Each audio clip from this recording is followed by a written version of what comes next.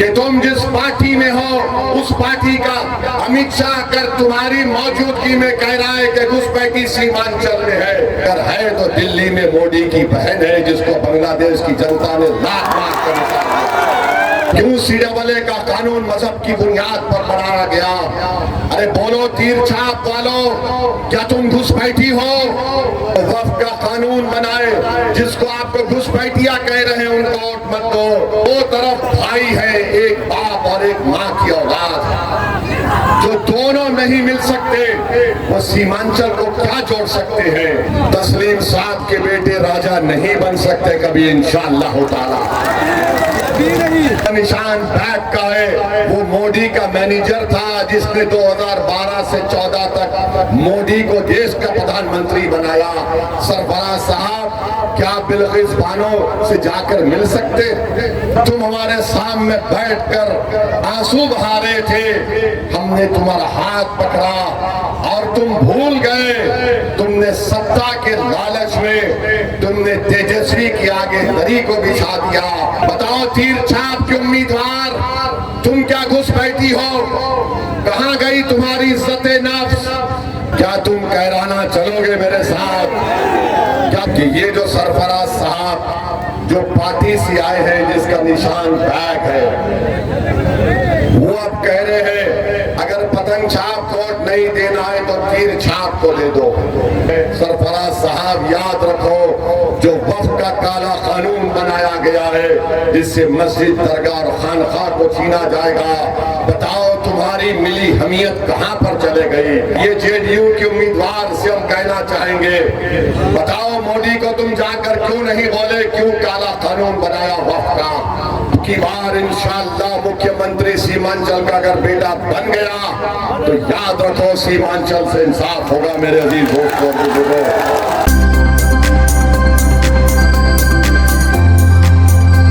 मेरे अजीज दोस्तों और बुजुर्गों, वक्त कम है, बहुत से मुकामात पर हमको आज आखिरी दिन है इंतखाबी मुहिम का, हमको अपनी बात वहाँ पर जाकर रखना है। आपने सुना होगा कि सब लोग आकर बोलते हैं कि हैदराबाद से निकलकर ये ओवैसी यहाँ पर क्यों आया है। जन स्वराज भी कहती है, तेजस्वी भी कहता है, बीजेपी आरएसएस भी कहती है।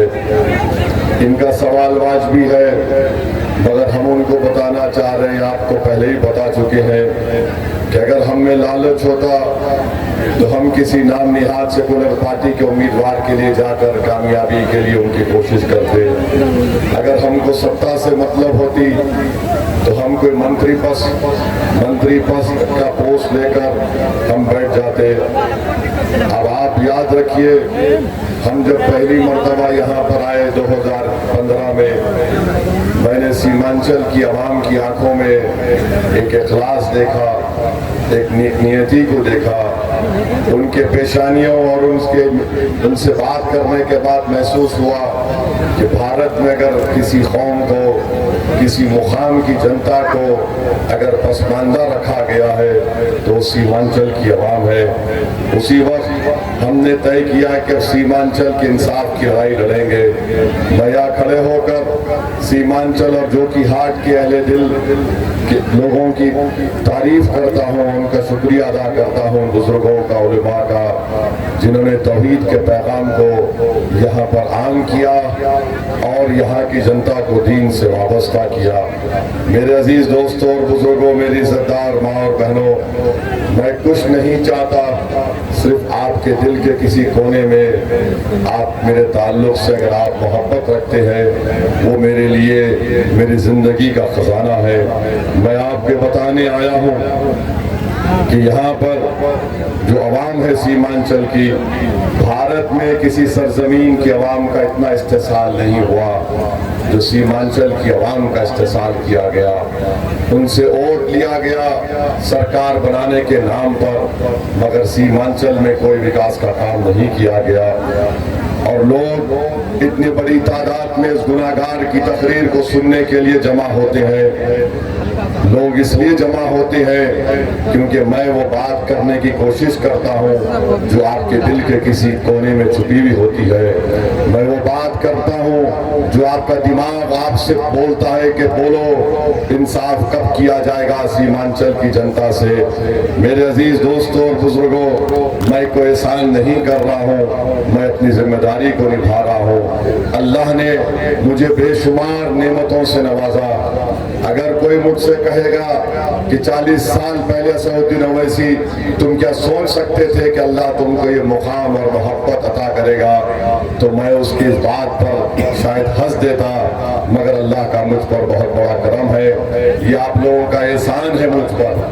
मैं जिंदगी भर आपका मखरूज रहूंगा और आपके लिए लड़ता रहूंगा। मैं आपसे कह रहा हूं कि 11 तारीख के दिन आपको मंजलिस की मोहब्बत में वोट डालना है पतंग छाप के लिए।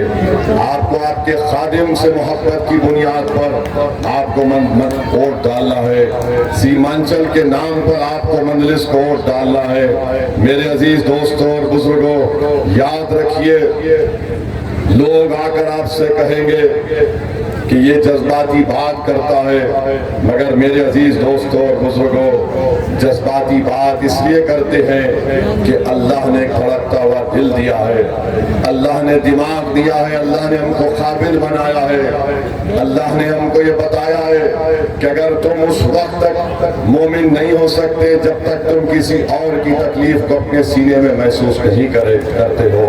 हम वो हक अदा करने की कोशिश कर रहे हैं।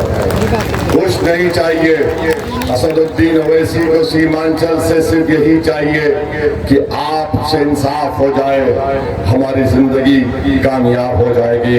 हम हमारे बुजुर्गों को बताना चाह रहे हैं कि आप नौजवानों की सरपरस्ती करिए। अगर मैं पार्लियामेंट में खड़े होकर अकेला एक सांसद पूरी पार्लियामेंट के 540 के ऐवान में, एनडीए के 280 एमपीज के सामने, राजद और कांग्रेस के बड़े बड़े नेताओं के सामने अगर खड़े रहकर बोल सकता हूं, तो जो कि हाट की जनता तुम पतंग छाप वोट नहीं डाल सकते 11 तारीख को। अगर एक दीवाना तुम्हारी लड़ाई पार्लियामेंट में लड़ता है, मोदी की आंखों में आंखें डालकर इंसाफ का मुतालबा करता है और जुल्म को जुल्म कहता है मोदी के सामने, तो क्या तुम 11 तारीख के दिन जिन्होंने तुम पर जुल्म किया उनके खिलाफ वोट नहीं दोगे? जो कि आज की जनता, ये फैसला आपको करके दिखाना है। यहाँ पर तो आपने हाथ उठा दिया, मगर मैं आपसे अपील कर रहा हूँ कि आपको काम करना है। सीमांचल का बच्चा भारत के कोने कोने में चला गया और आप जानते हैं कि सीमांचल के जब बच्चे जाते हैं तो उनको कितनी तकलीफें उठाना पड़ता है। आखिर क्या वजह है कि सीमांचल को इंसाफ नहीं मिलता है? मैं आपको बता रहा हूं कि आपको सही नेता नहीं मिला, आपको सही विधायक नहीं मिला। जो भी जीत कर गए अपने आप को उन्होंने मोटा किया, अपनी जात को मोटा किया, अपने खानदान को उन्होंने दौलतमंद बनाया। एक सीमांचल से अगर एक कोई खड़ा हो जाए और बेनफ्स होकर सीमांचल की लड़ाई लड़े, बल्कि अगर इस सरजमीन पर 1000 अख्तरुल ईमान पैदा हो जाए और 100 ओवैसी खड़े हो जाए, तो याद रखिए बिहार का मुस्तकबिल बदल जाएगा, सीमांचल में विकास होगा, सीमांचल में बहार आएगी। ये काम मजलिस इत्तेहादुल मुस्लिमीन करने की कोशिश कर रही है। मैं जानता हूं कि सीमांचल में स्कूल नहीं है, अस्पताल नहीं है, रोड नहीं है, पुल नहीं है और यहाँ पर जीने के लिए एक पक्का घर नहीं है। याद रखो, जो कि हाट की जनता, इंसाफ पटना से नहीं मिलेगा, इंसाफ दिल्ली से नहीं मिलेगा, इंसाफ हैदराबाद से नहीं मिलेगा। इंसाफ उस वक्त मिलेगा जब तुम सीमांचल में मरकज सियासी को बनाओगे। इंसाफ उस वक्त मिलेगा जब सीमांचल से एक नेता पैदा होगा। सीमांचल का नेता जो पैदा होगा वो किसी असलियत का शिकार नहीं होगा, यहाँ से तुम्हारा नेता पैदा होगा, तो यहीं से इंसाफ शुरू होगा। हमने और आपने गलती की, ये उम्मीद लगा कर बैठे रहे कि कभी पटना से इंसाफ मिलेगा तो कभी दिल्ली से इंसाफ मिलेगा। पटना और दिल्ली में बैठने वाले अंधे, गूंगे और बहरे हैं। जब तक तुम्हारा नेता खड़ा होकर उनको ललकारेगा नहीं, जब तक सीमांचल का बेटा अब की बार इंशाअल्लाह मुख्यमंत्री सीमांचल का अगर बेटा बन गया तो याद रखो सीमांचल से इंसाफ होगा मेरे अजीज दोस्तों, बुजुर्गों। और ये मेरी नौजवान नस्ल जो आज यहाँ पर खड़ी है, नौजवानों, कल का दिन तुम्हारा है। ये कल का निकलने वाला सूरज तुम्हारा है नौजवानों। तुम्हारे बाप दादा ने जो तकालीफ और जिल्लत उठाई, नौजवानों ऐसी तुमसे कह रहा है कि तुम नहीं उठाना हो जिल्लत और रुसवाई और नाइंसाफी को। नौजवानों खड़े हो जाओ सीमांचल के लिए, जो कि हक के इंसाफ के लिए तोड़ दो ये तमाम दो भाई जो विरासत की बात करते हैं। याद रखो, राजा रजवाड़े रानियों का दौर खत्म हो गया, गरीब राजा है। तस्लीम साहब के बेटे राजा नहीं बन सकते कभी इंशाअल्लाह ताला। तो आपको 11 तारीख के दिन ये काम करना है। नौजवानों, मैं तुमको पैगाम दे रहा हूँ, मुझे यकीन है कि इंशाअल्लाह ताला सीमांचल का नौजवान बेटा और बेटी एक दिन बिहार की क़ियादत करेगी और एक दिन भारत की भी क़ियादत करेगी। वो वक्त बहुत करीब है, आने वाला है। मैं यहाँ पर नेता बनने नहीं आया हूँ, मगर मैं जो कि हाट के नौजवानों से पूछ रहा हूँ, क्या तुम मेरे साथ उत्तर प्रदेश मुरादाबाद चलोगे? क्या तुम मेरे साथ गाजीपुर चलोगे उत्तर प्रदेश में? क्या तुम रामपुर चलोगे? क्या तुम कैराना चलोगे मेरे साथ? क्या तुम हिंदुस्तान के कोने कोने में मेरे साथ चलोगे? मैं तुम्हारे साथ चलने की बात कह रहा हूँ, उसका मतलब यह है कि तुम्हारी दुआओं का मोहताज था और रहूंगा। मैं आपकी दुआएं चाहता हूँ। आप जहाँ कहीं भी रहो, आप मजलिस इत्तेहाद और मुस्लिमीन के लिए दुआ करिए। मेरे अजीज दोस्तों और बुजुर्गों, मैं आपको बता रहा हूँ कि सीमांचल के नौजवानों में बहुत काबिलियत है और हम आपको बता रहे हैं कि ये जो सरफराज साहब जो पार्टी से आए हैं, जिसका निशान बैग है, वो अब कह रहे हैं अगर पतंग छाप वोट नहीं देना है तो तीर छाप को दे दो। जाकर मालूम कर लीजिए। मैं जिम्मेदारी के साथ कह रहा हूँ, सरफराज साहब, आपने अपनी असलियत का इजहार कर ही दिया। आप अपने भाई को रोक नहीं सके तो आप गरीब के बेटे को, मुर्शिद आलम की कामयाबी को रोकने के लिए आप पतंग छाप बीजेपी नरेंद्र मोदी के उम्मीदवार को डालने की आपके कार्यकर्ता काम कर रहे हैं। सरफराज साहब, याद रखो, जो वक्फ का काला कानून बनाया गया है, जिससे मस्जिद, दरगाह और खानखा को छीना जाएगा, बताओ तुम्हारी मिली हमियत कहां पर चले गई? एक अदना असेंबली इलेक्शन के लिए तुम अपना सब कुछ कुर्बान करना चाहते हो सरफराज साहब? क्या 5 साल के बाद तुमको चुनाव लड़ना नहीं है? आज तुम जो काम कर रहे हो, जो कि हाट की जनता तुम्हारी हर हरकत से बाखबर है। और ये जेडीयू के उम्मीदवार से हम कहना चाहेंगे, बताओ मोदी को तुम जाकर क्यों नहीं बोले क्यों काला कानून बनाया वक्फ का? तुम जाकर क्यों नहीं बोले कि ट्रिपल तलाक का गलत कानून हमारी महिलाओं के खिलाफ बनाया गया? क्यों CAA का कानून मजहब की बुनियाद पर बनाया गया? अरे बोलो तीर छाप वालों, क्या तुम घुसपैठी हो? जो कि हाट में आज यहाँ पर जितनी जनता खड़ी है, कोई घुसपैठी नहीं है। बताओ तीर छाप के उम्मीदवार, तुम क्या घुसपैठी हो? कहाँ गई तुम्हारी इज्जत नफ्स कि तुम जिस पार्टी में हो उस पार्टी का अमित शाह कर तुम्हारी मौजूदगी में कह रहा है कि घुसपैठी सीमांचल में है? याद रखो, जो कि हाट की जनता, पहचानो इन लोगों को जो हमारे मान सम्मान को बर्बाद करना चाहते हैं। सीमांचल जो कि हाट में कोई बांग्लादेशी नेपाली नहीं है, अगर है तो दिल्ली में मोदी की बहन है, जिसको बांग्लादेश की जनता ने लात मार कर निकाला। तो क्या आप तीर छाप को वोट देंगे? वक्फ कानून के खिलाफ वोट का इस्तेमाल करेंगे?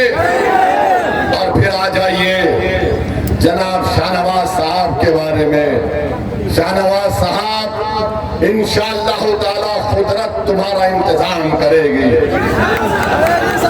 तुमने गरीबों की को धोखा दिया, अरे तुमको कामयाब नहीं किया था, पतंग छाप को कामयाब किया था, सीमांचल के इंसाफ के लिए तुमको वोट दिया था। अरे तुम तो ऐसे आदमी हो, तुम्हारे बुरे वक्त में जब तुम हमारे सामने बैठकर आंसू बहा रहे थे, हमने तुम्हारा हाथ पकड़ा और तुम भूल गए। तुमने सत्ता के लालच में तुमने तेजस्वी के आगे दरी को बिछा दिया, अपने गर्दन को झुका दिया। अरे क्या तुमने इतना तुम गिर सकते हो? बताओ, 4 साल तेजस्वी उप मुख्यमंत्री था, कौन सा काम करवाया सीमांचल के लिए? और आज तेजस्वी के लोग की ताईद में अखिलेश यादव आता है। अखिलेश यादव क्या सीमांचल की मोहब्बत में आ रहा है? नहीं, वो यादववाद कर रहा है, वो यादव को जिताना चाहता है। और ओवैसी हैदराबाद से आया तो ये तमाम लोग बोलते हैदराबाद से क्यों आया? अरे मैं मुसलमान हिंदू के नाम पर सीमांचल कभी नहीं आया, मैं सीमांचल की जनता को इंसाफ दिलाने के लिए आया हूं और आता हूं। मगर अखिलेश आ रहा है तेजस्वी यादव के लिए। सुनो, समझो मेरी बात को, 11 तारीख को गद्दारों को वोट मत दो। जो वक्फ का कानून बनाए, जिसको आपको घुसपैठिया कह रहे हैं, उनको वोट मत दो। और जिसका निशान बैग का है, वो मोदी का मैनेजर था, जिसने 2012 से 14 तक मोदी को देश का प्रधानमंत्री बनाया। सरफराज साहब, क्या बिल्किस बानो से जाकर मिल सकते? क्या ज़किया जाफरी की बेटी से मिल सकते? उस गुजरात के फसाद के बाद उन कैंपों में मैंने काम किया था। 40-30 दिन 18 डॉक्टर की टीम को ले जाकर 50 लाख की दवाएं ले जाकर हमने वहां पर खिदमत की। ये तमाम लोग, इनको ना सीमांचल से मोहब्बत है, इनको ना आपकी नाइंसाफी के खात्मे से मोहब्बत है। ये सिर्फ अपनी जात के लिए वोट मांग रहे हैं और ओवैसी आपके लिए, इंसाफ के लिए वोट मांग रहा है। मैं अपनी जात के लिए कभी नहीं मांगा, न कभी मानूंगा। मैं आपसे अपील कर रहा हूं, जो कि हाट की जनता, 2 तरफ भाई है, एक बाप और एक माँ की औलाद, जो दोनों नहीं मिल सकते, वो सीमांचल को क्या जोड़ सकते हैं?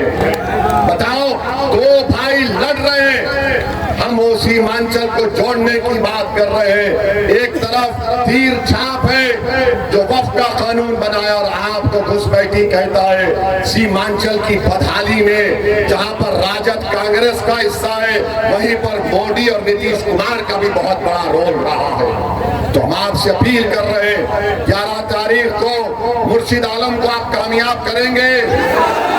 हमारी माँ और बहनों, इस बात को अपने जहन में रख लो, मेरी इज्जतदार माँ और बहनों, बेटियों, कि मैं तुम्हारा बेटा तो नहीं, तुम्हारा भाई तो नहीं, मगर हम तुमको इस बात का वादा कर रहे हैं कि जब कभी भी तुमको हमारी जरूरत पड़ी, तुम हमको याद करो, ऐसी एक दिन में तुम्हारे पास पहुंच जाएगा इंशाअल्लाह। मैं जीऊंगा तो तुम्हारी लड़ाई लड़ता रहूंगा। और मुझे कहने दो आज कि हैदराबाद के बाद औरंगाबाद और सीमांचल में मुझे इतनी मोहब्बत मिली, कहीं पर नहीं मिली मुझे इतनी मोहब्बत। मैं तुम्हारा मखरूज था, मखरूज रहूंगा। तुमने जो मोहब्बत से नवाजा, इंशाअल्लाह ताला अगर जरूरत पड़ी तो अल्लाह मेरी जान को कुर्बान कर दे तुम्हारे इंसाफ के लिए, तब भी मैं कहूंगा कि सौदा सस्ते में हुआ हो। तो मेरे अजीज दोस्तों और बुजुर्गों, सीमांचल के इंसाफ के लिए, अपने इत्तेहाद के लिए, बीजेपी आरएसएस को हराने के लिए और सीमांचल की कामयाबी के लिए आपको मुर्शिद आलम को कामयाब करने की हम दरख्वास्त और गुजारिश करते हैं। आप इसको कबूल करिए और नारा लगाइए, पतंग छाप जिंदाबाद, पतंग छाप जिंदाबाद। सीमांचल की आवाम जिंदाबाद, हमारा इत्तेहाद जिंदाबाद। बहुत बहुत शुक्रिया। अस्सलाम वालेकुम व रहमतुल्लाहि व बरकातहू।